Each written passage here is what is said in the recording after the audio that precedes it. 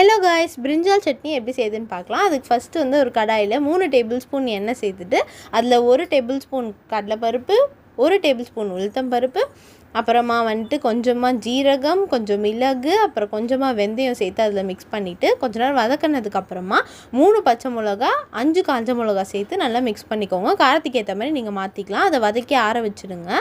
இப்போ அதுலேயே நான் கொஞ்சமாக கத்திரிக்காய் எடுத்திருக்கேன். கத்திரிக்காயை போட்டு நல்லா மூடி வச்சு வதக்கணும். கத்திரிக்காய் வதங்கினதுக்கப்புறமா அதில் ஒரு 2 தக்காளி ஆட் பண்ணிக்கிறேன். அதுக்கப்புறம் நம்ம மஞ்சள் தூள், கல்லுப்பு, புளி ஒரு குட்டியாக சைஸ் அதையும் சேர்த்து நல்லா மிக்ஸ் பண்ணி விட்டுக்கோங்க. இப்போ நம்ம ஃபஸ்ட்டே வதக்கி ஆற வச்சோம் இல்லையா, அதை வந்து பவுடர் கன்சிஸ்டன்சிக்கு அரைச்சி எடுத்துக்கணும்.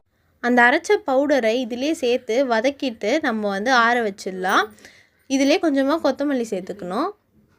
இப்போ இதை மிக்ஸி ஜாரில் சேர்த்து அரைச்சி எடுத்துட்டு சாதாரணமாக எப்பவும் போல் தாளிச்சிங்க அப்படின்னா கத்திரிக்காய் சட்னி ரெடி. டாட்டா.